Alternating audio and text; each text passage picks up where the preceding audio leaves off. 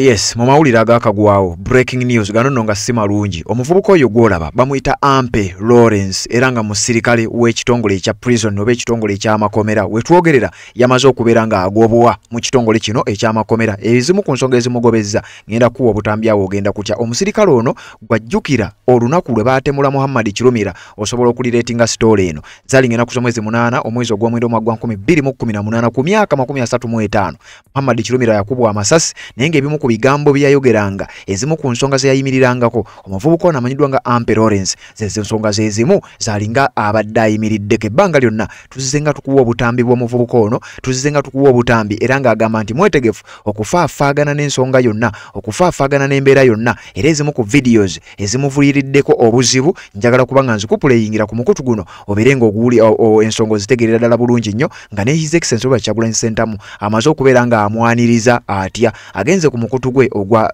X wamu n'omukutu ogwa Facebook n'ateekayo obubaka n'amutegeeza nti muvubuka tuli wamu naawe era tuyimiridde naawe n'obubaka obwo His Excellency Robert Kyagulanyi Ssentamu bw'ataddeyo ng'agezaako okumugumyagumya n'okumulaga nti ffe mu nkyukakyuka tukwaniriza ngenda kubeera nga mbukusomera nkuleetedde ekiwandiiko bakamaabe oba abakulu abatwala ekitongole kino ekyokuntikko ab'okuntikko ekimanyiddwa nga Uganda Prisons bamaze okuba nga nabo bafulumya ekiwandiiko ekiragira abamuvunaanyizibwako babeere nga bamudisimisinga okuva mu kitongole ekya Uganda Prisons nti era ne bamulagira n'okumulagira buli kyonna kyalina ekyekuusa ku kitongole kya prisons babeere nga akiteekaawo atambula agende taddamu kusaavinga mu kitongole kino ekya Uganda Prisons. Kakati mu lutambi luno oba mu mboozi eno nkuleetedde abamu ku basirikale okuva mu bitongole byombi aba UPDF aba Uganda Police Force abazzenga bakampeininga butereevu era bulambalamba misana ttuku abakampeiningira General Yoweri Kaguta Museveni wamu ne ba candidates abalala abali mu kibiina ekya NRM wabula nga bano tebakwatibwangako tebavunaanibwangako tewaliyo statement yonna yali efulumye either mu kitongole kye bakolera oba eri akakiiko k'ebyokulonda oba abamu ku bakungu mu NRM nti baali bafulumiza story yonna wabula ate nga ku sayidi endala bijja bulala. Waliwo omusirikale w'amagye oba yali mutuufu oba teyali mutuufu. Omusirikale oyo gye buvuddeko myaka mingi egiyiseewo yalabikako ng'ali mu beret era yalabikako ng'ahaginze ne His Excellency Robert Kyagulanyi Ssentamu.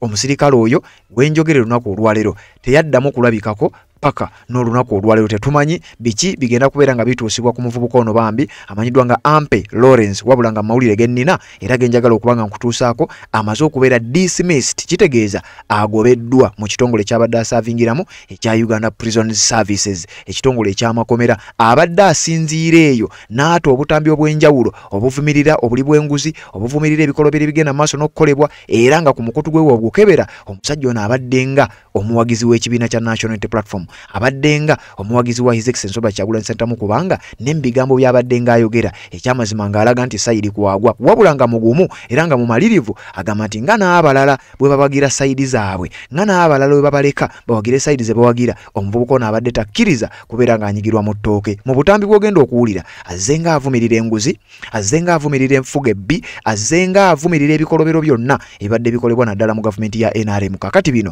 bigambibwa okuba nti byandibanga bye bimuviiriddeko obuzibu. Mu butambi era bw'engenda okuwa muvubuka ono y'omu Ampe Lawrence akutte akati oba akutte wansi ne waggulu oluvannyuma lw'okuba nti bamaze okumugoba azze nga avumirira ng'oggyeko ekyokuvumirira ayina n'obutambi bw'agamba nti ali ready era mwetegefu okubeera nga abuta obutambi buno obaolyawo nga bugenda kubaako abanene be bulabisa mbukuleetedde bonna ngenda bukulaga naye ng'eyo sinnatuukayo nkugambye nkuleetedde obumu ku butambi bwe yasooka okulikoodinga oba bwazze nga alikoodinga obulowoozebwa nti bwandibanga bwe bumuviiriddeko ebizibu okubeera nga abakulu mu kitongole eky'amakomera bamunaabira mu maaso ne bawandiika ekibaluwa kye ngenda okusomera nga bategeeza abamuvunaanyizibwako babeere nga bamuliriizinga.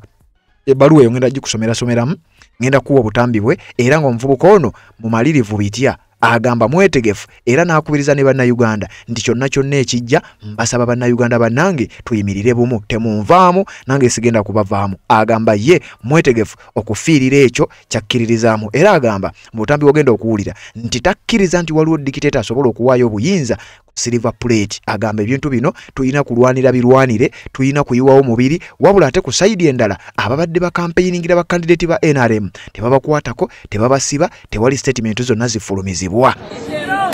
Muli bamusanyu kubanga honorable Kasolo bamulonda ategeere central naye mwebani omukyalo oyo namukuwaako gye buvuddeko atera ngenda mu kwongera onako olwalero nkuwe n'amannya ge nkutegeeze na kiki kye yali akola ekimenya amateeka nga bw'owulidde yali akampeininga ng'aliko kandidate omu gwe yali agenda maaso n'okuba ng'asabira akalulu ekintu ekitakkirizibwa bangi boolabye nga bakuutira abamu bali mu polisi ya uniform abalala bali mu uniform y'amagye nga bakuba kampeyini kyere wabula tewali statement yonna yafulumye ng'eyigenda mu maaso oba okuvumirira ebikolwa ebyo oba okulaba nga babateeka ku nninga kyokka abakubira sayidi endala bo ebibatuuseeko byengenda ogenda mu maaso n'okuba nga nkuwa omukutu baguyita Red Zone TV webale kuba nga okyagoberera yonna gy'osinzira okuba nga gy'otulabira ate n'abakuba nga osubscribinga kkirira wansi awo olaba ekigambo subscribe kikwateko kwata kade aka notification kakuyambira ddala okubeera omu ku abo abasooka okumanya buli we tuba tutaddeyo ku nkomerero y'olutambi luno ngenda kuyitaayitako mu bubaka bwammwe bwe naaba nsanzeeyo so kakati gwe wenna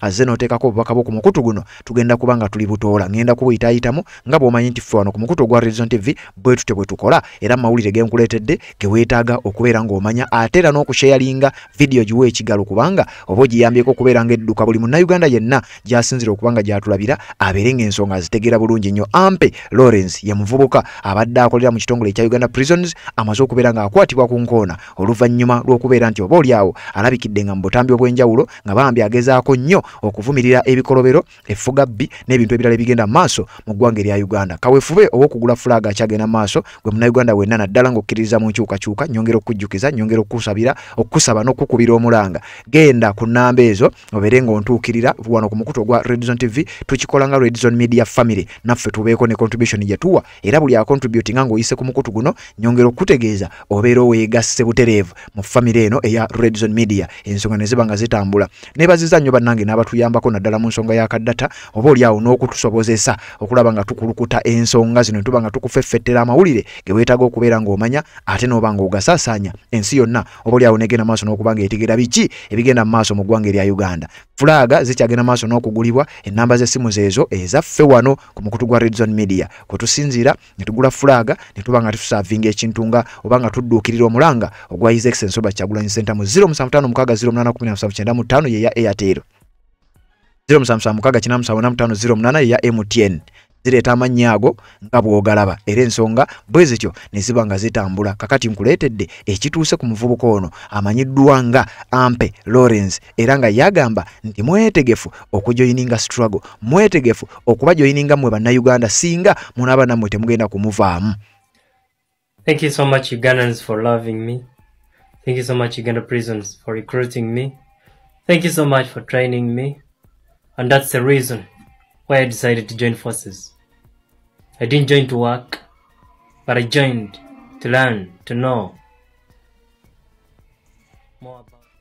Obutambi bungi nnyo ngenda bukulaga era nga y'ensonga enkulu etuleetedde ddala ku mukutu guno ogwa Red Zone TV tubeere nga tukulaga omusirikale wa prisons bambi kikakasiddwa nti amaze okubeera nga agobebwa era ekibaluwa kyenkuleetedde tubeere nga tukiyitamu ogenda kuwulira ogenda kutya nsonga ki era katambi ki specifically akayinza okuba nga kamuviirako obuzibu butambi ki bwayogerako bwategeezeza nti abulina era anaatera okubuta obutambi oba oliawo bw'abakamaabe oba oliawo bw'abakulu mu kitongole kya prisons oba oliawo nga buliko ebyama omukulu agambye alina obutambi bwasuubira okuba nga agenda kubuta kanzije wakalango kano kamu kokka nzije mberi nga nkutuusaako ensonga eno nga tewali nsonga yonna egenda mu maaso n'okuba nga etutataaganya. Nga z'obufumbo olina omwami naye ng'akutawaanya olina omukyala ng'akutawaanya bajja ne bakwagalako ne bagenda gwe alina ebizibu mu byenfuna nga ssente zikuyita mu ngalo w'oteeka ssente zifa bufi b'owola tebazza gwe aloota ng'ogwa mu nnyanja gwe alumizibwa omutwe nga guganja okuwona naawe aloota ng'ebintu bikozesa ensonga z'obufumbo nina ekifo ku mugga awali amayinja wennyambulirako ebisiraani ekikwa ekifiiriza omudibo obutaganja obutaweebwa nzijanjaba abantu ab'enzikiriza zonna nsiŋŋaanibwa njeru ku lw'ejjinja gwanjagala kuba ku nnamba yange eyo naawe ali ewala ennyo yita ku WhatsApp. Nga bulijjo weebale kubanga okyagoberera yonna gy'osinzira okuba nga gy'otulabira naddala gwakyatambudde naffe ebbanga lyonna atanaba kuba nga osubscribinga kikole asobola okusharinga vidiyo gisharinge bw'oba tosobola kusharinga at least giwe ekigalo kubanga gy'okoma okugiwa ekigalo oba gy'okoma okulikinga n'okuteekako comment eyeba contribution era oba oyambyeko vidiyo eyo okubeera ng'etambula so kikole tubeere nga tutambula n'ensonga ze tuba tukuleetedde kakati njagala owulirize nga sinnakuwa nsonga za muvubuka Ampe Lawrence omusirikale w'ekitongole ekya Uganda Prisons njagala tutandikire gye bitandikira njagala ensonga eno ngiviire ddala ku kinyusi ntya emirundi mingi nnyo ozenga owulira abasirikale ba poliisi oba ab'amagye nga bakampeyiningira sayidi endala era bwe njogera ku sayidi endala ntegeeza sayidi eya NRM bakampeiningidde General Yoweri Kaguta Museveni, bakampeiningidde ba candidates abawerera ddala nga bali ku kadi ya NRM, bakampeiningidde abantu bangi nnyo. Kyokka ate ku side endala omuntu okujja nga alaga nti ali ku side eya National Unity Platform ebiddirira tebitera kuba birungi nnyo. Gye buvuddeko walaba abantu ab'enjawulo nga bazze bakuba abantu. Abasirikale we balabikira ku laale eza Robert Kyagulanyi Ssentamu baba tebagenda kumukuba, baba tebazze kumubulookinga, baba bazze kumutuusaako mbeera ey'obulabe. Era bye bimu ku bigambo oba ku nsonga omuvubuka ono zazze ng'ayogerako buli ekibadde nga kibeerawo abadde akyogerako mu busungu obw'ekika ekyawaggulu ng'agamba naye ddala biki bino bye mukola eby'okutulabisanga eggwanga. Avumirira bakama be ab'ebitongole ebyokwerinda.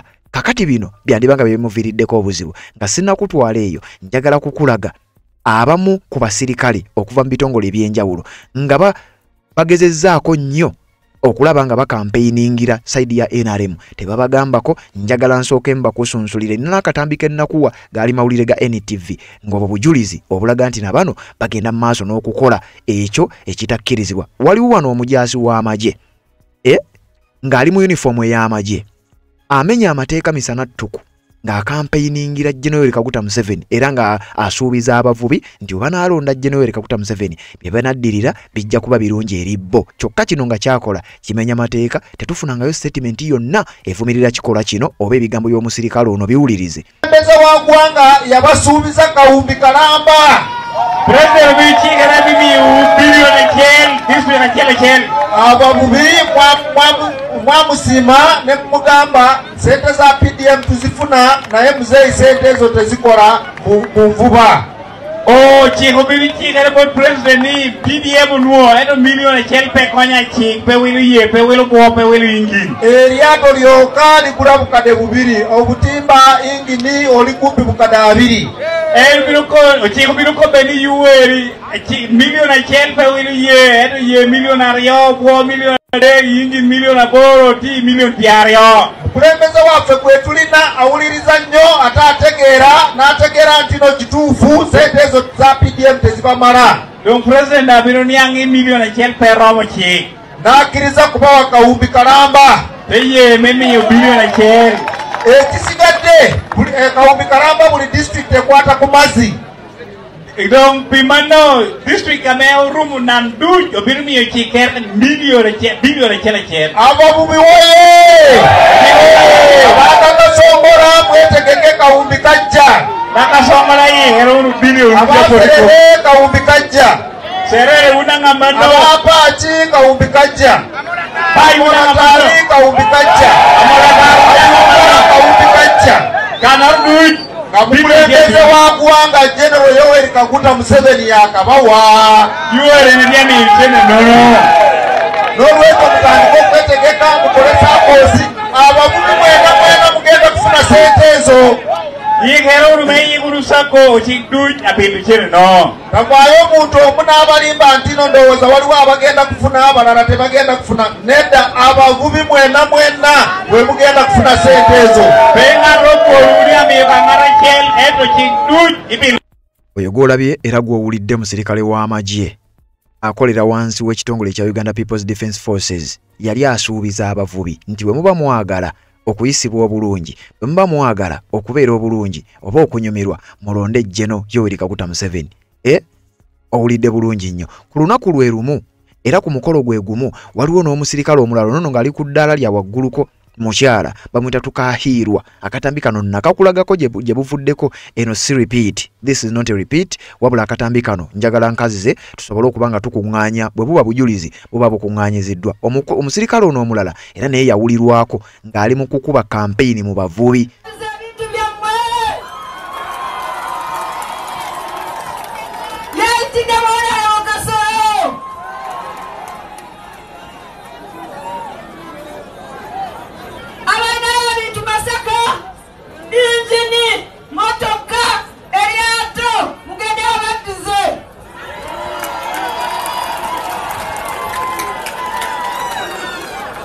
Basirikale b'amagye nga bakuba kampeyini mu lujjudde bamenya amateeka misana ttuku, tewaliyo yadde statement yali efulumye ng'egezaako okuba ng'evumirira bino oba oliawo n'ogenda mu maaso n'okuba ng'ekola ebikolobero bino. Waliwo omusirikale wa poliisi ono police officer era naye yamenya amateeka misana tuku era naye ng'akola ekikolwa kye kimu ng'akampeininga mu budde bwa misana era nga naye amenya amateeka era n'akatambi nako akake ngenda kukakuwa sinnatuuka ku muvubuka Ampe Lawrence bambi eyagobeddwa mu kitongole ekya police oba ekitongole ekya prisons nga bamulanga okubeera mbu abadde yeekubiira akola obutambi nze bwe ngamba nti bulabisa bakamaabwe wabula bamugobye bamudismissinze kakati ate tunuulira ono musirikale wa poliisi alina mu uniform ebbali n'ebbali we waliwo abalala ono gwe njogerako y'ono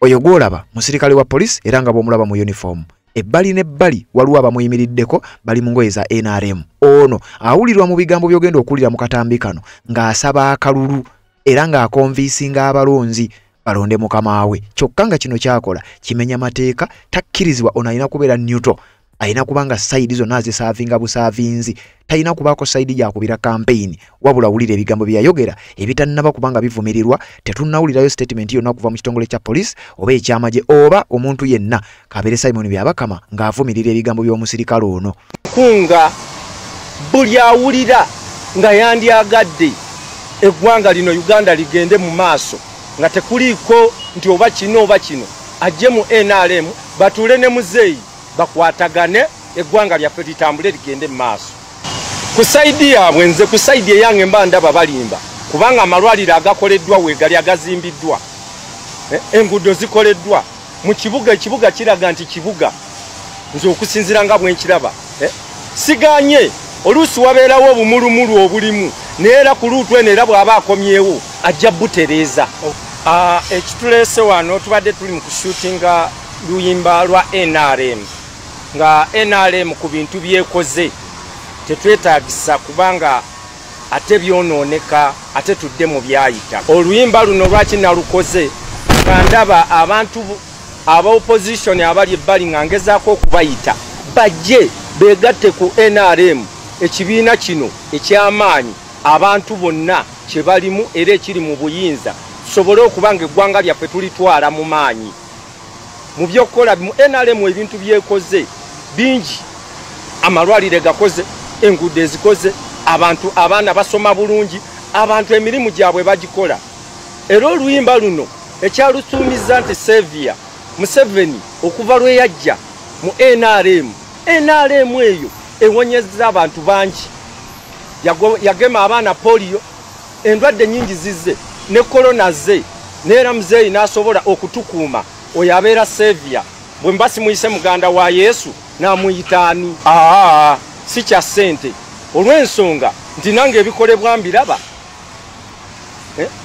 obulwadde buubuno obuzze naye agezezzaako tukugira abamutugaana neera n'agezaako n'akwatisa kubanga ensi nnyingi abantu bafudde bangi naye Uganda gwe girabe ekitegeeza oyo Sevia waffe mu buli kimu ekyo tekisoboka kubanga era nange ndi muntu mukulu mbiraba ebikoleddwa Uganda ebintu ebikoleddwa mu bingi ne bajjajjaffe bye batunyumiza ebyaliwo buli ebiseera biri mu biseera biri ebyayita byali bingi ate nga tetwetaaga kubiddamu tutambuza Uganda gitwala waggulu omusirikale naye alina omusaayi ng'omuntu era omusirikale asobola okulaba ekituufu n'ekikyamu n'agamba wano wooli wakyamu wano wooli watuufu kalowoozo ke nnina eri aba opposition abawagira muzeeyi abamukuba bajjeyo n'abalala abasigaddeyo eri bonna bajje twegatte wamu ke kalowoozo ko kabaveeyo bajje batuule ne muzeeyi balabe ebitatambudde bulungi bamugambe muzeeyi kino tekitambudde bulungi kitereere muzeeyi kino kibulamu kitereere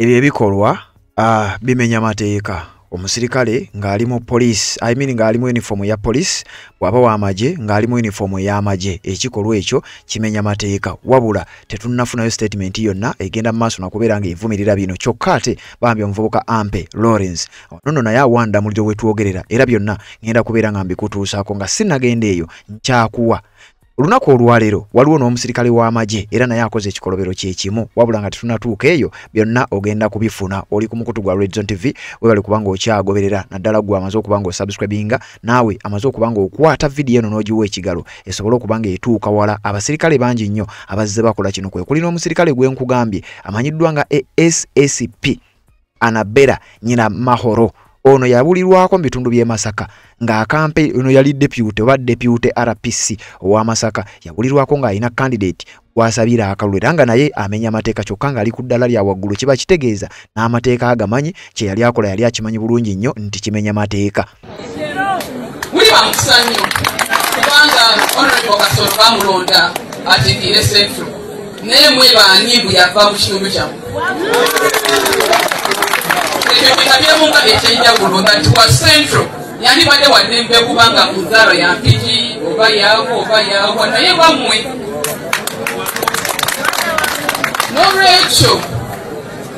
n'olwekyo bagamba kolabyeko yabeera omwana nejja ne constituency gyakikirira tebatukiriza kwogera bingi nnyo naye njagala mutegeere ebifo ebimu ndowooza ebimu kitemutegeera bulungi that oba abalala bamwadde obuyinza bwalina essaawa zino obwasse kitegeeza emirimu gyagenda okusaba egiddako egyokubeera MP mwandibadde temugikyankalanya kubanga kibeera kinywevu nnyo okubanga area MP ate nga memba waki ye muba mukifunamu mwebale nnyo mwebalire ddala ere bukunjize.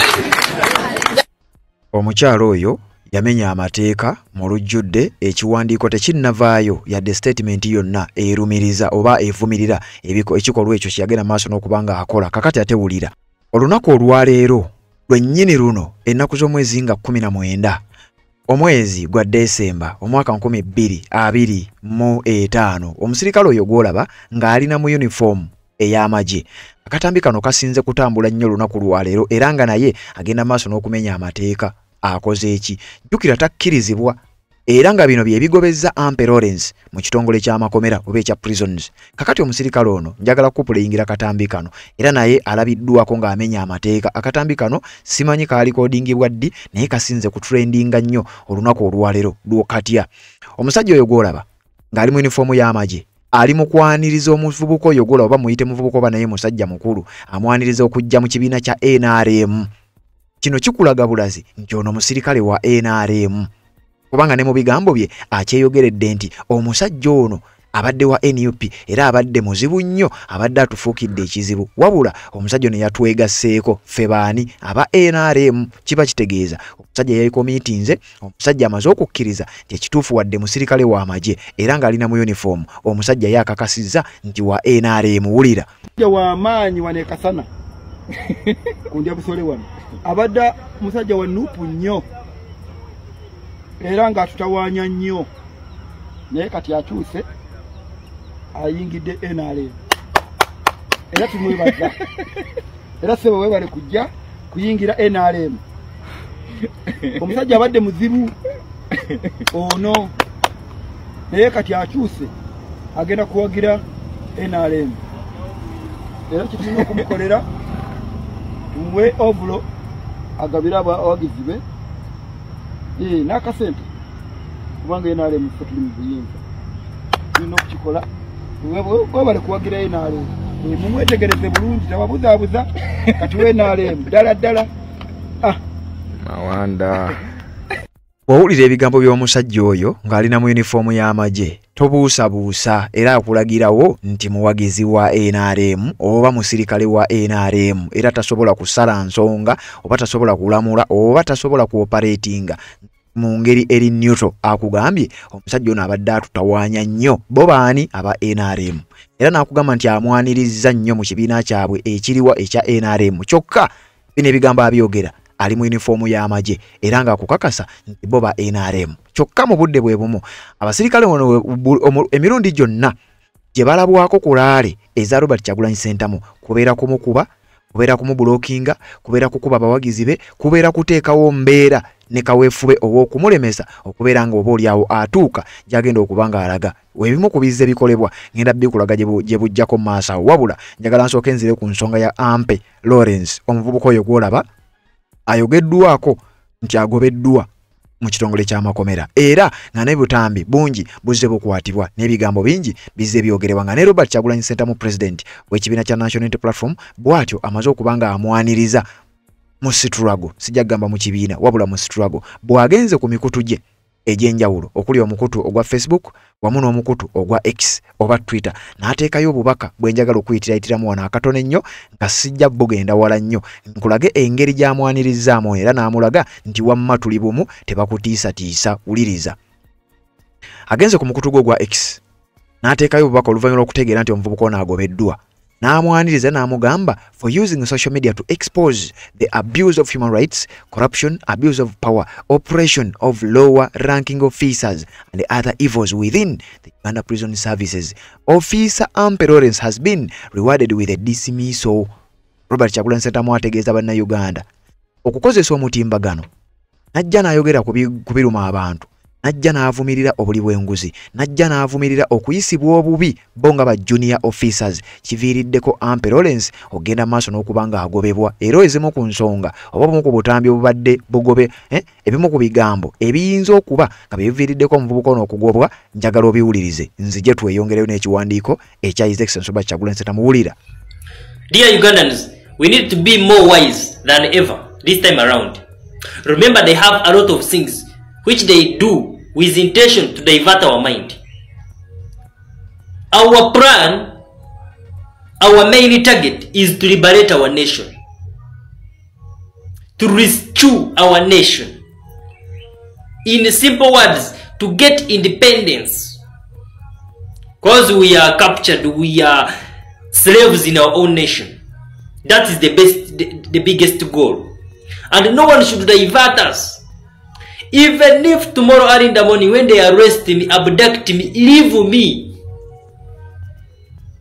you should not get demoralized at any point.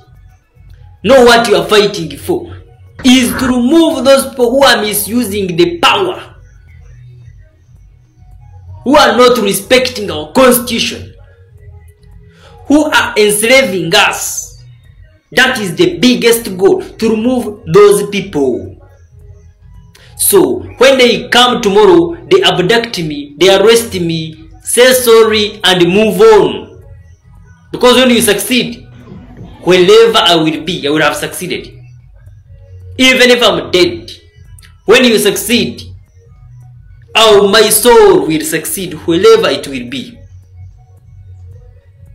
Even if tomorrow right now we are pushing His Excellency Bobi Wine Kyagulanyi Ssentamu to be a leader in this move, to represent us, to take over state power, so that he can deliver power to citizens. But even if he is captured or arrested right now, we don't have any plan of stopping. That one is most likely to happen after elections. After elections, they may arrest him, but that one should not be a stop to any person, any Ugandan who is committed to liberate his nation. When they arrest him, he is in prison, let him be there. We continue our liberation journey. After liberating Uganda, bring back power to the people. We shall have authority over any institution as citizens of Uganda. After holding power, it is us who will look for whom should we give power. You get it? No one should be your pillar. Be a pillar yourself. Just believe in yourself. Know that you can do it. Even if you are alone. Mu bigambo by'omuvubuka oyo bamuyita Ampe Lawrence, twamuwuliddeko ng'awemula tomuwuliddeko ng'ayina gw'ayisaamu amaaso, tomuwulidde ng'avuma. Wabula mu bigambo bye avumirira ebikolwa ebibi, avumirira obuli bw'enguzi n'ebigambo ebirala nga bw'obiwulidde. Kakati ebyo bye bimu ku ebyo. Bungi obutambi ku mukutu gwe ogwa TikTok. Oyinza okugendayo baguyita Ampe Lawrence. Wabula bamaze okuba nga bamufuumuula era kyekiwandiiko ekyo kyolaba kyentadde ebbali. Kiwandiiko ekyo kyafulumiziddwa gye buvuddeko ennaku z'omwezi nga 17 Desemba leero 19. Kitegeeza yagobeddwa essaawa nga 8 emabega era nga kyavudde mu bakulu naddala mu kibuga Kampala. Commander General Prisons Kampala ye yataddeko omukono ateekako ne sitampu nga kirina omutwe Uganda Prisons Message Form. Ekiwandiiko kino nga kigamba nti Prisons Book 245 Prefix Priority IMM Code Officer of Origin SCGP Admin. Ateekako wano date ezi reference word 35 bla bla ne date nga 17 Desemba 2025. Saawa zaalinga 8 ndowooza oba ez'olweggulo. Ne bagamba nti Prisons Ngora R DPC 10 R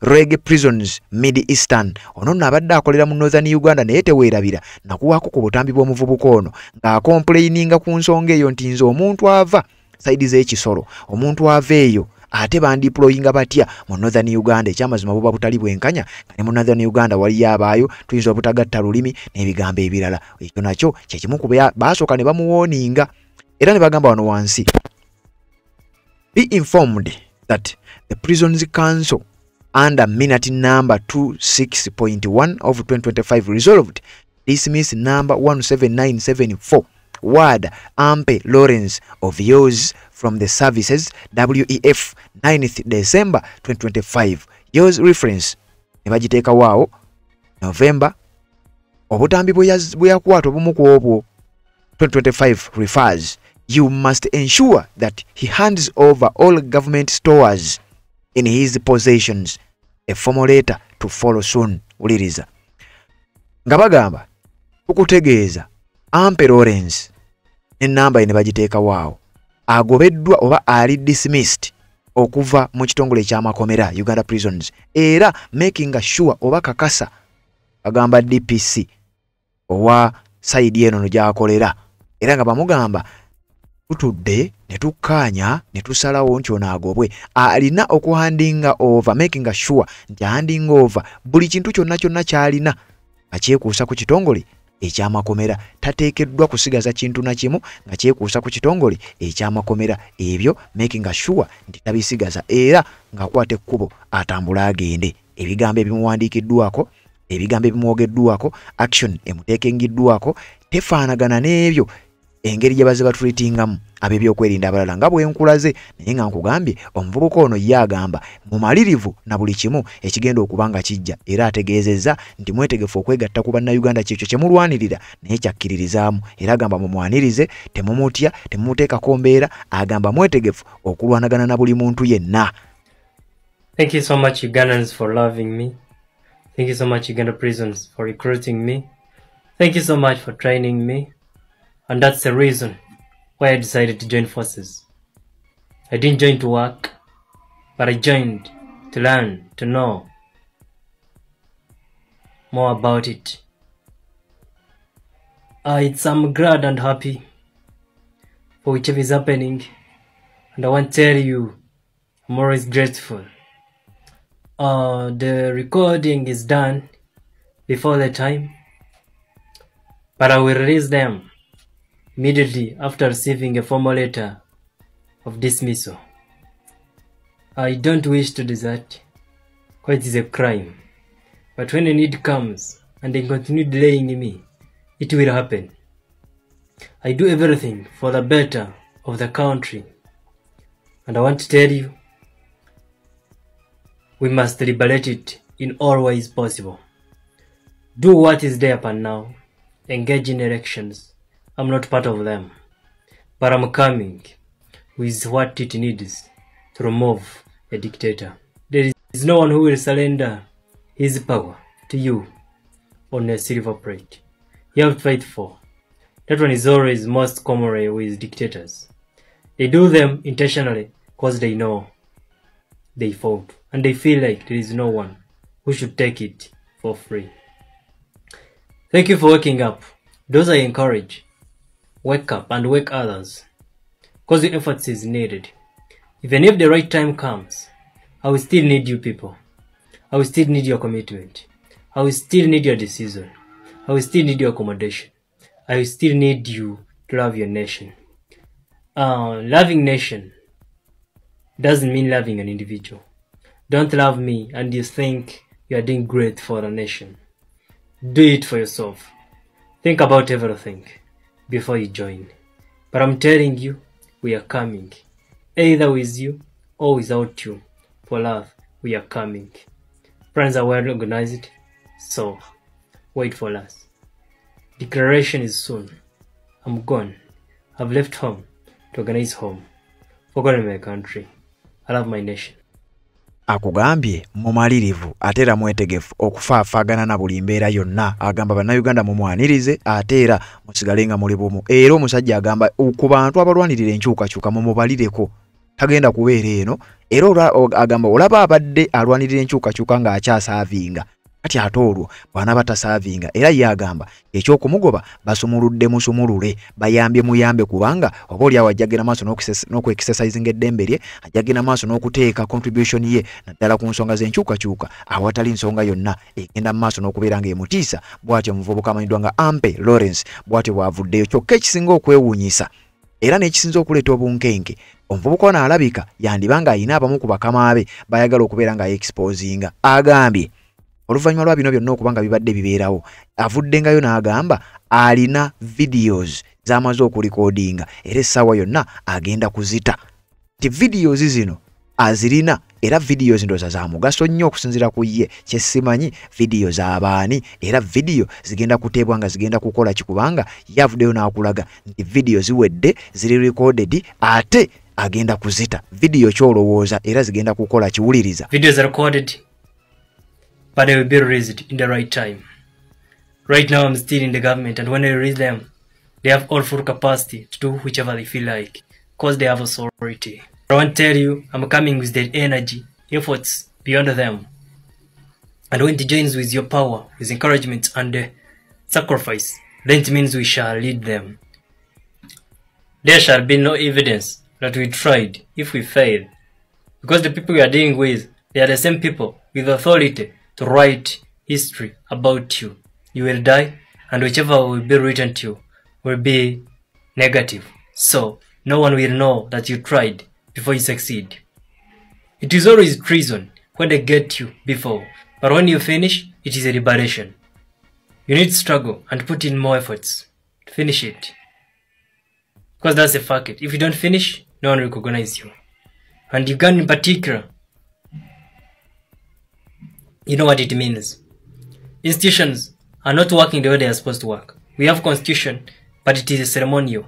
Those are things that are taking us to take a step and liberate Uganda. We have courts which are not working. The Electoral Commission which is not independent. Those are the things that are forcing us to go extra mile when you fail this time. I've been not politician openly, although it has been in me, and plans has been undergoing. I thought I can wait until 2030, start it as it was written, but I want to tell you, 2030 is late, cause everything is distorted. Only it can be 2030 if change comes from ballot. It is 95% impossible in Uganda. But trust me and keep on waiting for me. I'm coming. I may disappear on my own, but I will come with another format. The goal is to remove dictator and to make Uganda free and fair. Each and every Ugandan. Stabilize the economy, and we become rich as we have minerals and so on. We are going more beyond to unite Africa and be in one nation. We gain strength and lead the world. That's a goal. Our mission is too high, but I have to start with it. Because when we eliminate such dictators like Museveni and others, then Africa will be easy to unite. For God and my country. Bamuyita Ampe Lawrence abadde musirikale oba musirikale wa kitongole ekyamakomera kye bayita Uganda Prisons era abaze ebbanga ng'ayogera ebigambo bingi nnyo naddala ebyo bannankyukakyuka bye baagala okubeera nga bawulira omusajja avuddengayo nnyo n'akakasa nti naye munnankyukakyuka nkugambye His Excellency Robert Kyagulanyi Ssentamu amwaniriza era amutegeezezza nti munnange guma tuli bumu era tuli naawe abasirikale abalala bavuddengayo nabo ne balaga oludda lwe bagwako babadde nga balaga embeera yonna nti bo basabira General Yoweri Kaguta Museveni ne bakandidate ba NRM akalulu wabula nga tebakwatibwako tewali statement efulumizibwa nti oba bavumirire oba akakiko k'ebyokulonda kabeeko statement gye gafulumya kyokka ono ye olwogedde ebbanga lyonna olumaze nga abyogera kakati ebiddiridde byebyo abasirikale abalala nga bwenkula z'obutambi ate era nga bwenkyakulaga bwe balabikira mu gulaale yonna eya His Excellency Robert Kyagulanyi Ssentamu either kuba kumubulookinga kuba kumukuba oba kukuba abawagizi be oba kumulemesa kwebaka oba kugenda gy'agenda okwogerera nga bw'ogenda biraba mu katambi kano ke njagala olabe. To ask all the journalists to focus your cameras here. All the journalists, I want you to focus your cameras here. My brothers and sisters in Noya. The Electoral Commission knows we are supposed to be campaigning here.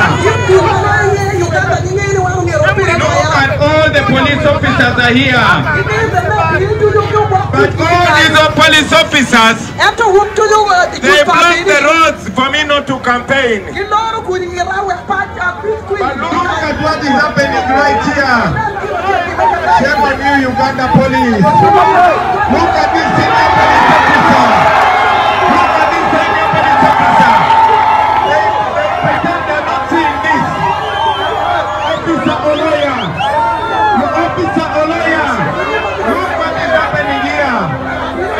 Pretend that nothing is happening. They will come and beat me for saying the truth. Look at these senior police officers. We have more than 500 police officers here. Look what is happening to all of you, the Ugandans, to all of you, international community. I want you to know the injustice and the double standard that is happening in Uganda today, especially in northern Uganda. In the evening you are going to see. Yes, kakati nga bw'owulidde ate era nga bwe nkugambye nti abajaasi oba abasirikale ba poliisi oba ekitongole kyonna bwe babeera ku sayidi eri balagira ddala nti bawagira era bakolera General Yoweri Kaguta Museveni bwe babeera ku sayidi eno eya Robert Kyagulanyi Ssentamu oba ey'enkyukakyuka generally babeera balwanyisa mulwanyise babeera bateekawo mbeera kulaba nga bamubulookinga n'ebikolobero byonna era njagala kulaga akatambi kano akaafulumira ku mukutu gaali mawulire ga mukutu ogumanyiddwa nga NTV nga bwe nkugambye era nga bwe tumanyi ffenna nti NTV munnange ennaku zino yeekuwa amawulire oba oliawo nga bwe gateekeddwa okubeera nga gabeera kakati NTV yabuleekinga amawulire gano njagala olabe akatambi kano sigenda kukamalayo wabula ngenda kupuleyingirako katono nnyo then nzije mbere nga nkwongerayo n'ebigambo ebya His Excellency Robert Kyagulanyi Ssentamu era ku nsonga zino zennyini ez'okubeera nga abajaasi balina kyekubiira bamuteekako embeera n'okusukka wekyandikomye ekyokumala okulonda nga bano bannamwe babagamba simanyi ebibiina ebirala nti mala okulonda sigalawo ng'okuuma akalulu osigala okuuma ki? Captain Edward Isaac Mugalu nga musirikale wa UPDF wiki gye tukubye emabega yawunikiriza bannayuganda bwe yabasabye okulonda akwatidde NRM bendera ku bwa president. Ono yabadde Luweero n'asaba abantu nti okulonda NRM ku kifo kya president n'ebifo ebirala bajja kuba bamuwadde ebirabo by'amazaalibwa ge agagenda okubeerawo mu January w'omwaka ogujja. Ndowooza buli w'onosanga akagundi aka bbaasi akabaniro ka bbaasi ku lunaku n'olunaku lwonna olunaabaluddako at least okola otya naye ng'ensonga enkulu yamuze ekikoofiira mumumpeeranga akalolo. Ngense kyawuniikiridde gye wavudde ne Lieutenant Colonel Masetu Kahira naye eyakaze emmonye ng'asinziira ku mwalo ekigongo n'asaba abavubi okulonda President Museveni bwe baba baagala okuddamu okweyagalira ku nnyanja n'okufuna ku ssente akawumbi akalamba President ze yasuubiza abavubi okwekulaakulanya ssaako n'ebintu ebirala. Kiri wano okuyimirira nammwe kuba nammwe muyimiridde naye fuludo.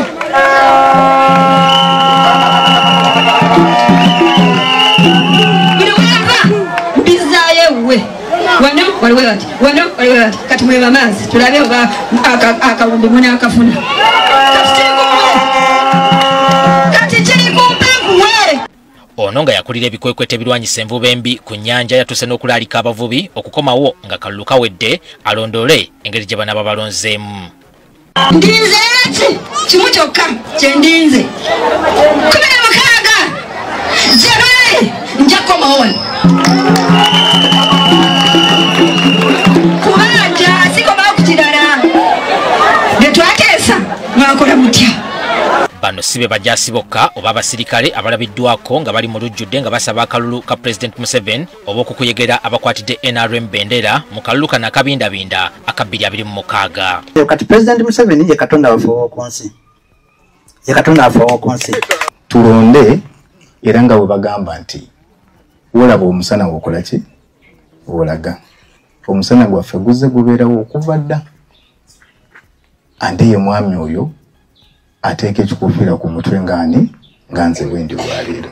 Mubesimbyeyo yonna sinzina gwenaawulidde ayogera ku bavubi mubawulira gye bayita. N'olwekyo akapande tukole ki? Tukasome bulungi. Akapande tukole ki? Tukasome bulungi. Muli bamukisa nnyo kubanga Honorable Kasolo bamulonda ategeere Central naye mwe baani bwe yava mu kitundu kyammwe. Ameko the chale gene.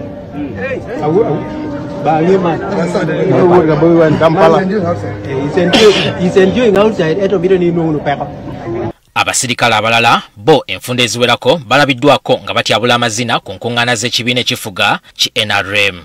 Kati omuwabuzi wa President ku nsonga za Buganda era omu ku basaale abalwana olutalo olwaleeta President Museveni mu buyinza Abdul Nadduli avuddemu omwasi ku nneyisa y'abasirikale ekika kino n'agamba nti kye bakola kikyamu. Nti abo abamusemberedde bamulimba ngamulaga nti bano bawagizi bonnyo. Okiraba obuwagizi obwo ninaabala mukwano naye n'atabamala mu bumenyi bw'amateeka. Nadduli gwe tubadde naye mu mboozi ey'akafubo twagadde okumanya obanga mu kiseera eky'okumpimpi yali atuukiriddeko mukulu munne n'amuwabula ku nsonga ekika kino. Muzeeyi alina engeri si ya buntu. Bw'ategeera ekintu aba takyetaaga kwongerako kyamulala. Ku nsonga eno munnamateeka Stephen Kalali ategeezezza nti abajaasi bano kye bakola kikontana ne ssemateeka sako n'etteeka eriruŋŋamya amagye ga UPDF. Omunnamagye yenna ng'okyasaavinga tosobola kwenyigira mu kuba nti okozesebwa nga ffe abantu ba bulijjo bwe tukozesebwa nti ogenze kwera oba kola ki. Ekyokubiri toyina kwenyigira mu kikolwa kyonna ekireetera omuntu wa bulijjo oba ne bannamagye banno okuba nti no beebuuza oba babuusabuusa ejje nga UPDF nga bwera nti nga libuusibwabuusibwa mu nkola yaalyo nti lyekubidde oba liri ku sayidi eno. Kalali agamba nti amateeka gawa omuntu yenna omwaganya okwemulugunya eri akakiiko k'ebyokulonda newe omuduumizi w'amagye olwo ne kisigala eri bo okukozesa amazima. Osobola okwekubirira enduulu mu kakiiko k'ebyokulonda oba ne mu UPDF yegini n'owandiika complaint. Naye kati saawa eno UPDF joyina omwana ye commander in chief.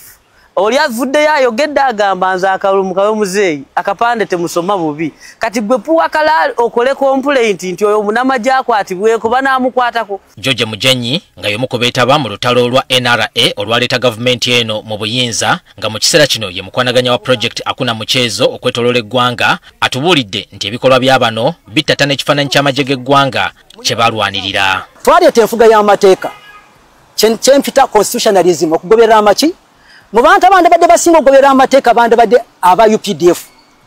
Kyanaku nnyo nti amagye agasooka ge twali NRA galwana nnyo okulaba nti gagoberera amaki naye bano abatusikidde tugeza okubabangula bafuuke nga ekintu kye twabakwasa bakitambula kigende mu maki n'olwekyo bwabanga yamenya amateeka nga bw'omanyi obulungi tetumutira ku liiso. Kati ayagala bakulira amagye banoonyeze ku basirikale baabwe bano.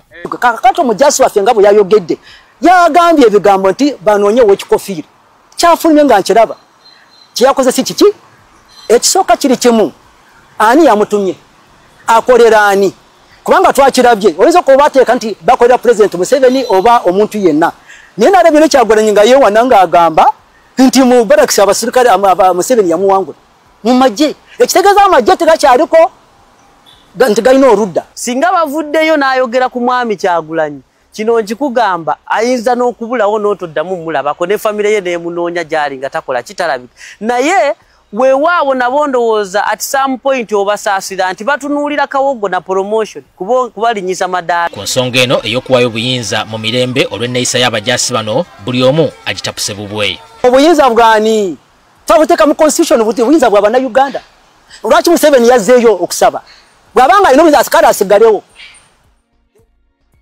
Yes, kakati ensonga etegerekese era mukitegedde bulungi nnyo. Ampe Lawrence ye munnange yagobeddwa abasirikale ku side endala basabira General Yoweri Kaguta Museveni akalulu ne ba candidates abalala. Kyokanga ku side eyekibiina kya NUP oba eya His Excellency Robert Kyagulanyi Ssentamu ye bwe baba tebakubye mukube bakuba abawagizi be sina kindi okumulemesa okugenda gyagenda. Ngenda kulaga katambi wano ebimu ku ebyo bizze bibeerawo nga bamulemesa okubeera nga agenda gy'ateekeddwa okugenda. Wabula nga sinaba kubanga ngende eyo nga bulijjo njagala okkirize nsooke mpiteeyiteko mu bubaka bwammwe obutonotono bwe ngenda okubanga nsangayo ngera bulijjo wentera okugamba nti tuyitaayita mu bubaka bwe muba mutadde ku mukutu guno gwa Redson TV naddala ku vidiyo ezo ze tuba tusembyeyo kubanga tuteekayo neebaza abazze nga bagenda maaso n'okubanga mukikola ate era mu ngeri y'emu neebaza abagenda maaso n'okucontributinga ku nsonga ya fulaga kubanga nayo nsonga nkulu ate nga tukyagenda maaso n'okubanga tugitambuza. Gweyagala ocontributinga gira okopa ennamba awo eyo osobola n'okukuba ku ssimu eyo ne twogerezeganya ku nsonga ezenjawulo kasita ziba za nkyukakyuka. Then wano nga bwe mpitaayitako mu bubaka obuteekeddwayo ku mukutu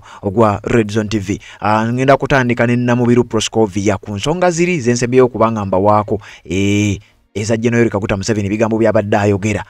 Namubiru Proscovia n'agamba thank you so much Mr. Patrick for the updates. Munange gwasinga okubeera ng'obeerako ate ku mukutu ogwa Redson TV message yo etuuse bulungi nnyo. Hassan Waswa nawe bali kubanga kwoli n'agamba bro oli otya bano baatya nnyo. Message etuuse Hassan Waswa we bali kubanga gyoli Ize Nuts nawe bali kubanga ogoberera message etuuse bulungi nnyo. Ono bamuyise ani Kaiser Scovia n'agamba Bobi Wine is our next president. Message etuuse bulungi nnyo. Olwamuyite Kato Isaac n'agamba we bali kuweereza munnange nawe bali kubanga ogoberera n'agamba Museveni weetereeze.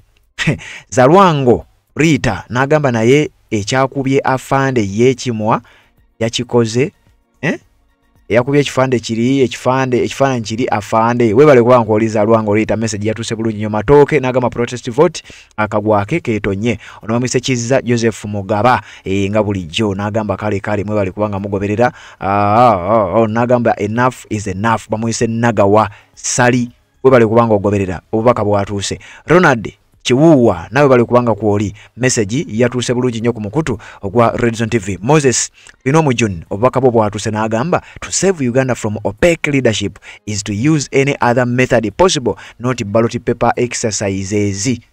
Moses Binomujun agamba nti okuyamba Uganda twetaaga okuyita mu ngeri zonna ezisoboka nga si kukozesa bululu buyinza obutatuyamba. Message etuuse. Bamuyise Katusiime Emirin n'agamba Museveni ky'olina omumanya si buli muserikale kyakwagala.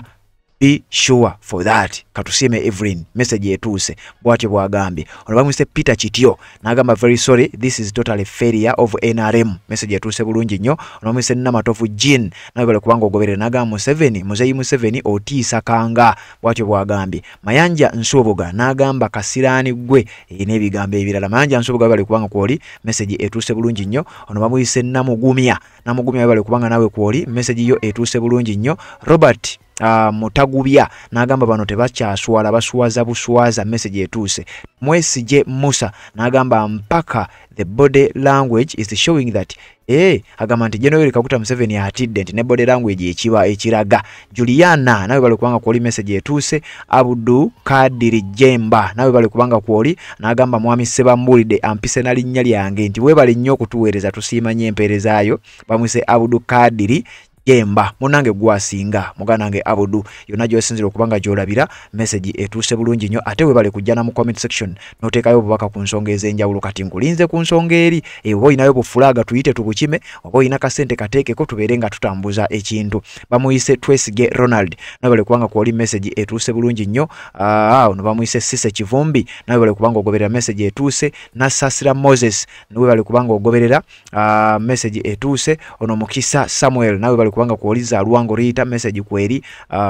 Ani ono bamwise Namubiru Proscovia Namatovu Jean Namugumya message etuuse. Nagawa Sali message etuuse. Moses Twinomujuni message etuuse. Namubiru Proscovia message etuuse n'abalala abataddeko obubaka bwabwe buno bwensobodde ogenda mu maaso n'okubanga ate mpitaayitamu. Kakati njagala kuwa wano ebigambo oba engeri His Excellency Robert Kyagulanyi Ssentamu yazzenga blokingibwa. Abasirikale be bamu abazze bakola campaign abakubira campaign side emu kyokka be basirikale bebamu abagenze nga maaso n'okukola ebikolobero bino jakukubira kukubu kyendowooza nti kimenya amateeka naye ate nangambye n'okungamba nti awo kumpi naawo bwenyina hoteri tokumpi waliwo akatale nze sigenda mu katale gula bintu njagala genda mu hoteri kwebaka zigenda kwera ssaawa 5 za kiro kyali ku road block kyembasabye ekintu kimu banzikirize ngende mpumule kubanga enkya nyina okuba campaign akakiiko k'ebyokulonda kakimanyi nti tulina campaign nga wano Musoroti nga bwe tubadde tulina campaign ng'ekatakwina Muria gye bannemeseza olwaleero ekyennaku tulina akakiiko k'ebyokulonda akafuga okulonda kuno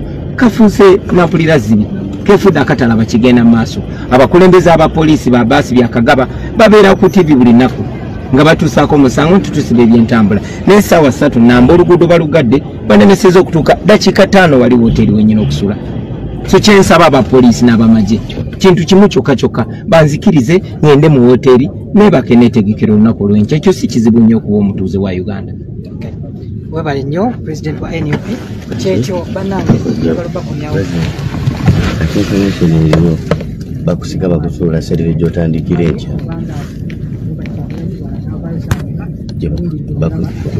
anti gy'ogenda otandikira ekya gye bakusuula nti balina kibagamba ate era baabaawo eprogramu yaabwe bakusuula nga bwe bakukolera ng'era alira bakusuula egyokeera ekya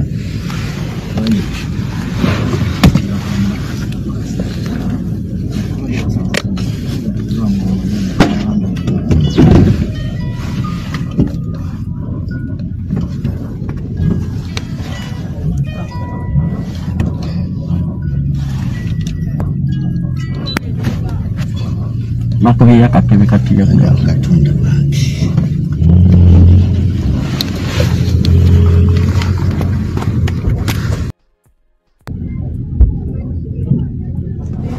ayingidde bayingidde ekisaba makiriza agiseko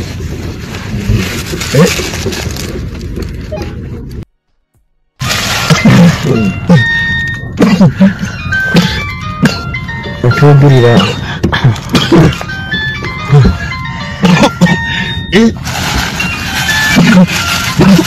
mpaka baba asante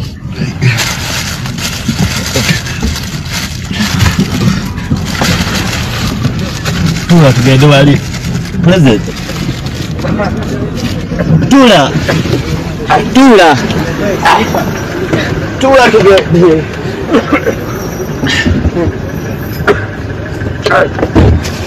mugamba tubire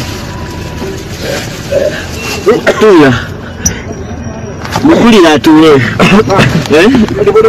tula batuka president bagikubye miti ya gas bagikubye miti ya gas batuka president motoka bagikubye makatebe kati ya gas mugamba atule tula president tula abe mugamba atule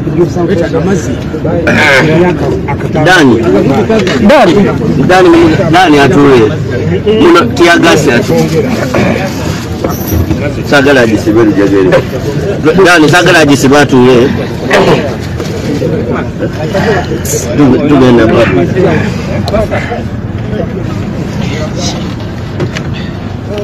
omukulembeze bamukubye tiagasi nga bwerabe emotoka president tule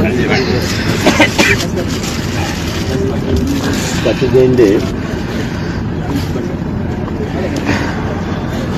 motoka bagikubye miti ya gas munda Dani motoka bagikubye miti ya gas kulembeze yembera jali president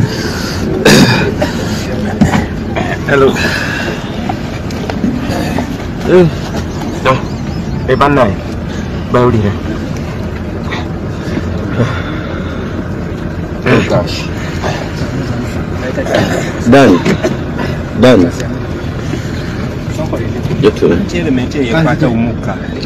emotoka yonna ejjudde ya gaasi eno motoka yaffe ejjudde ya gas munda mukubye wansi soko kirize empewo element ekwata omuka nekusigalamu soko sumule osoke ile moto kesho na yekeleza eba sprays mu motoka munda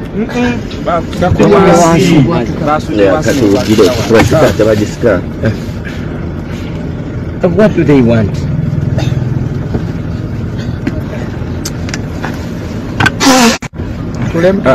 Itagala basike motoka tebagenda gisika baba nibagata ko lijegere now the worst bali mututeka ko lijegere done the worst. What do they want they have now? Done the worst. Officer, what do these people want?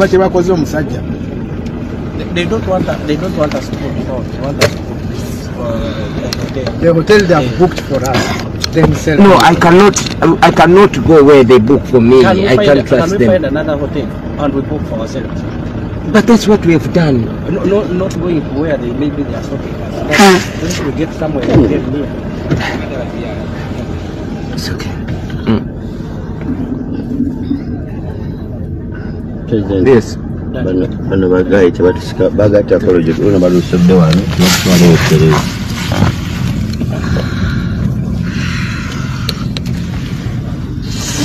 Tusule mu kibira kiro kino. So where else are we going to? I don't know. But you can find. Yeah, but not where they book. They don't book for us. No, they cannot. But I guess there are other hotels. There are other hotels where we can without the payment. There should be. It should be us to find a hotel. Not yes, this is right.